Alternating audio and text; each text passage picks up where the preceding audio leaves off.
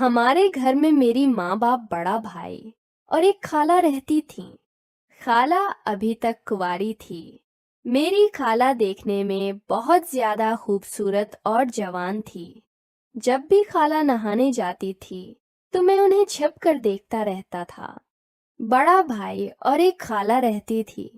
फिर कुछ देर बाद खाला नहाकर बाहर आ जाती तो मैं अपनी जगह पर वापस आकर बैठ जाता था।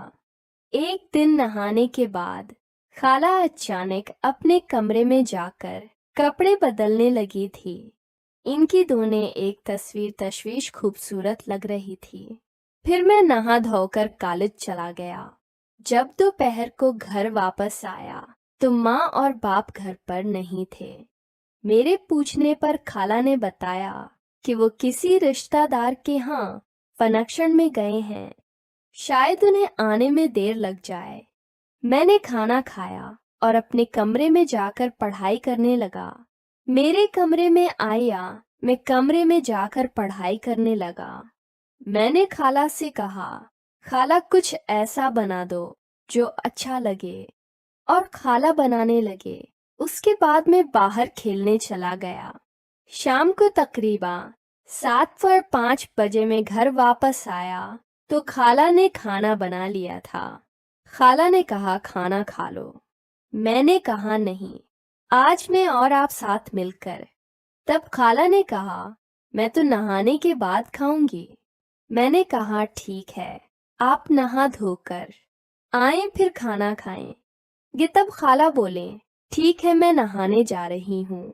अब खाला नहाने चली गई और नहाकर बाहर आने लगी तो मैं वहां से हट गया। खाला अपने कमरे में चली गई। फिर खाला ने पूछा तुमने खाना खा लिया क्या? मैंने कहा नहीं, हम मिलकर खाएंगे। क्या आप बुरा नहीं मानेंगी? तब खाला ने आंखें मुटकाई और पूछा किस तरह का? इन जिवाए मैंने हाथ उठाया और शराब पीने का इशारा किया। हम दोनों ने छिपकर जाम चढ़ाए। खाला उसे पीते ही बोली ये तो बहुत कड़वी है यार, पता नहीं लोग उसे कैसे पी लेते हैं। मैंने कहा खाला, इससे बड़ी खुशी महसूस होती है। मैंने खाला को जबरदस्ती शराब पिला दी। फिर हम दोनों बातें करने लगे।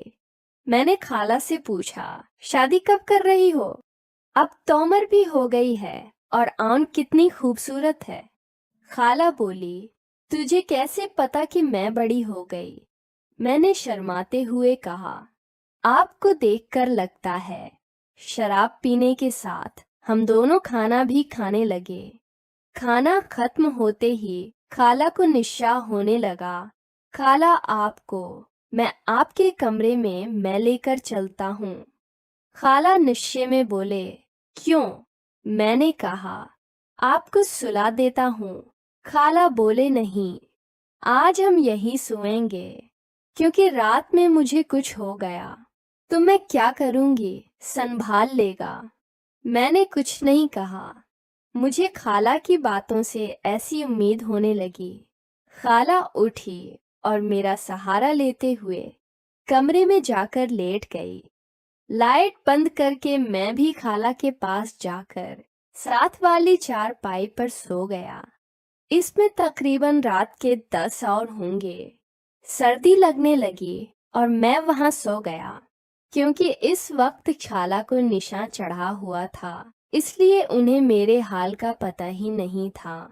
खाला की सांसें तेज तेज चलने लगी थी। मुझे लगा कि खाला सोई हुई है, लेकिन वो अब भी मुझे देख रही थी। मैंने देखा कि खाला ने अपनी आंखें खोल दी हैं। मुझे एक पल के लिए थोड़ा सा डर लगा, क्योंकि मैं अभी तक जागा हुआ था। इसके बाद हम सो गए। मुझे बहुत अच्छी नींद आई।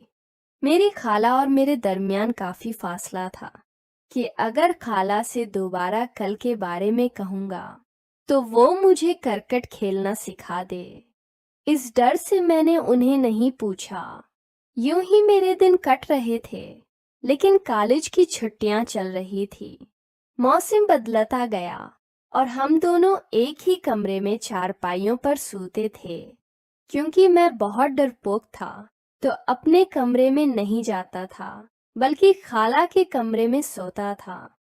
एक रात मुझे नींद नहीं आ रही थी। मैंने हेडफोन लगाए हुए थे और मोबाइल पर फिल्म देख रहा था। काफी देर तक खेलता रहा। खेलने में इतना ज्यादा मगन हो चुका था कि मुझे कुछ सुनाई नहीं दे रहा था। तब अचानक खाला पानी पीने के लिए उठी और उन्होंने मुझे रंगे हाथों पकड़ लिया। इस वक्त वो बहुत ज्यादा गुस्से में लग रही थीं। उन्होंने मुझसे कहा, आप क्या कर रहे हो? अभी रखो, तुम्हारी माँ को मैं बताती हूँ। मैंने खाला से बहुत मंत की कि वो घर में किसी को न बताए।